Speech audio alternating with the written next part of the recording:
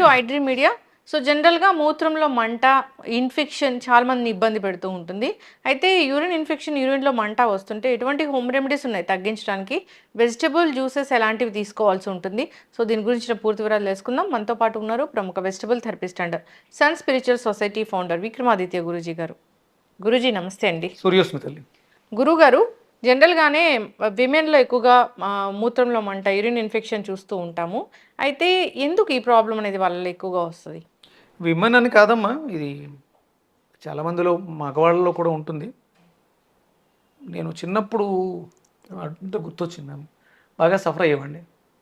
యూరిన్లో మంట అంటే నైటు యూరిన్కి వెళ్ళొచ్చిన తర్వాత మండడం కానీ, లేకపోతే యూరిన్ వచ్చేటప్పుడు మంట కానీ నేను చాలా ఫేస్ చేశాను. అప్పుడు నేను మండుతుంది అనగానే ఇంట్లో పంచదార నీళ్ళు కల్పించేవారు. దాని గురించి పెద్దగా అవగాహన లేదు నాకు. చాలా చాలా సంవత్సరాలు సఫర్ అయ్యాను. నాకు తెలిసి 20 ఇయర్స్ 27 వచ్చేంత వరకు నేను ఆ ప్రాబ్లం ఫేస్ చేసినట్టు నాకు బాగా గుర్తు. ఆ తర్వాత కూడా అప్పుడప్పుడు దాన్ని నేను ఫేస్ చేశాను.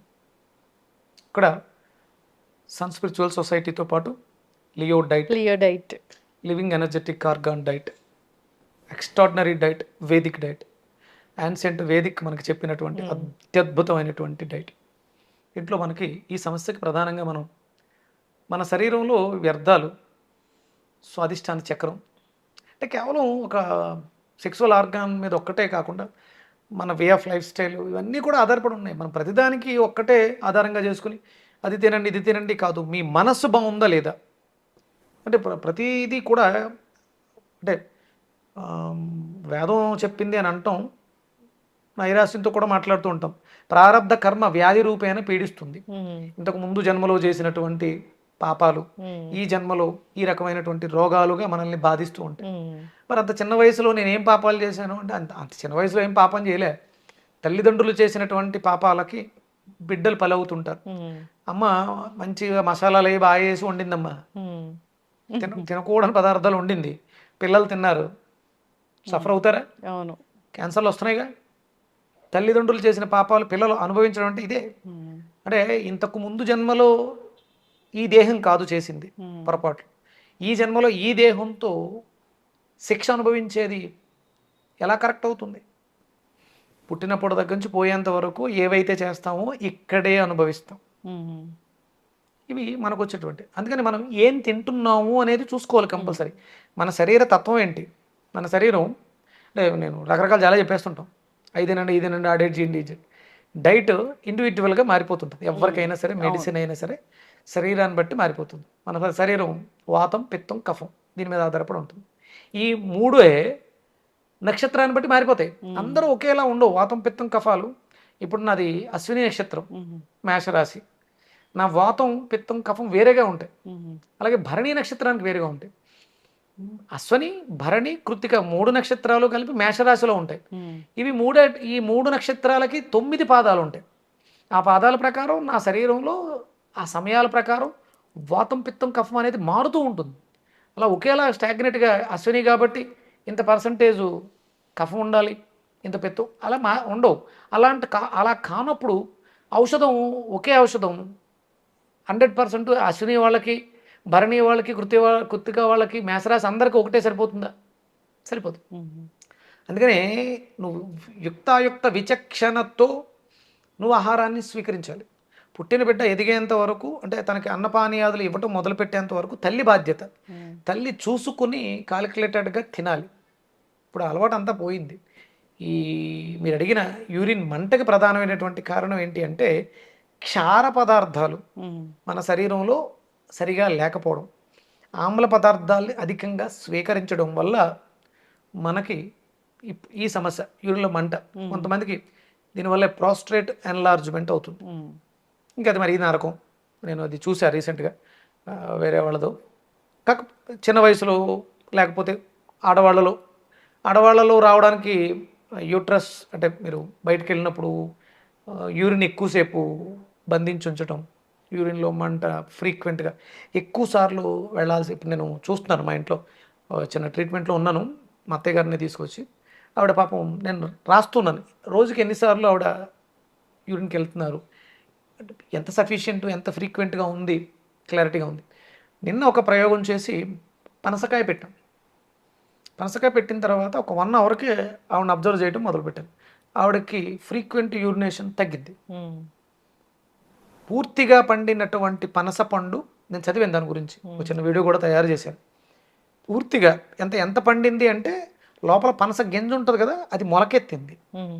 దానికి ఆ చెట్టు దగ్గరికి వెళ్ళి టచ్ చేస్తే కట్ చేయక్కర్లేకుండా ఊడి చేతిలోకి వచ్చింది. అది అంటే బాగా ముగ్గిపోయింది.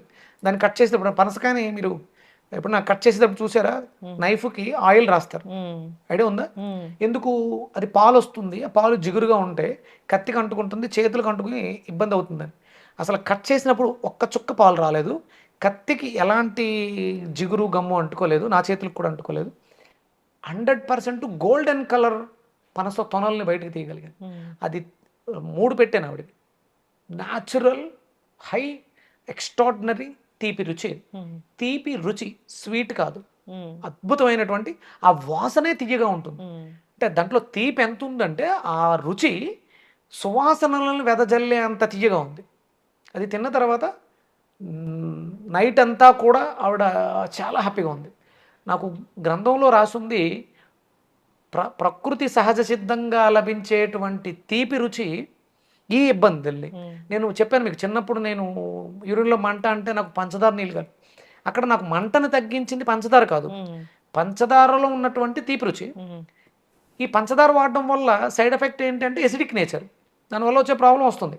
కానీ ఫస్ట్ ఆ తీపి నాలికకి తగిలిన వెంటనే, తీపి రుచి తగిలిన వెంటనే నా బాడీలో ఆర్గాన్స్ యాక్టివ్ అవడం మొదలుపెట్టి, నేను మా గురువుగారితో డిస్కస్ చేశాను ఈ ప్రోస్టేట్ ఎన్లార్జ్మెంట్ విషయంలో. అది కూడా యూరిన్లో మంట, యూరిన్ ఇబ్బంది. ఆయన అన్నది ఆ సమయంలో సపోటా ఉంది సీజన్లో, తీపి రుచి, అది కూడా జిగురు ఉంటుంది, అద్భుతంగా పనిచేస్తుంది.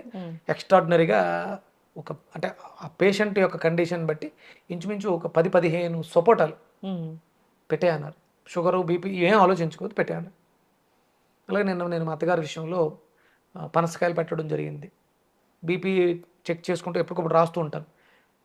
అసలు ఎలాంటి ఇబ్బందులు లేకుండా యూరిన్ ఇబ్బంది అంటే మన జీవితాల్లో సహజ సిద్ధమైనటువంటి తీపి రుచిని కోల్పోయాం. కాబట్టి యూరిన్లో మంట, లేకపోతే బాడీలో ఎక్కడ మంటలున్నా దానికి ప్రధానమైనటువంటి కారణం మన జీవితాల్లో సహజ సిద్ధమైనటువంటి న్యాచురల్ తీపి లేకపోవడం.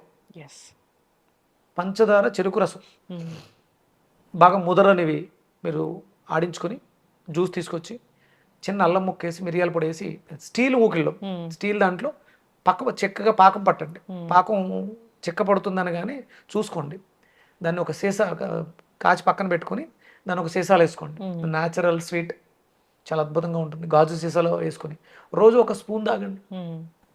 పంచదార కదా దీంతో తయారయ్యేది, వేడికి ఉపశమనం చాలా అద్భుతంగా పనిచేస్తుంది, నిలవ కూడా ఉంటుంది. మన జీవితాల్లో తీపి కావాలమ్మా, షడ్రుచులు కావాలి. అన్ని రుచులు అన్ని రోగాలకి సమాధానం చెప్పి. తీపి అంటే షుగర్ కాదు, తీపి అంటే స్వీట్ కాదు, ఆర్టిఫిషియల్ స్వీట్ కాదు, మనకి మిఠాయి షాపుల్లో దొరికే స్వీట్స్ కాదు.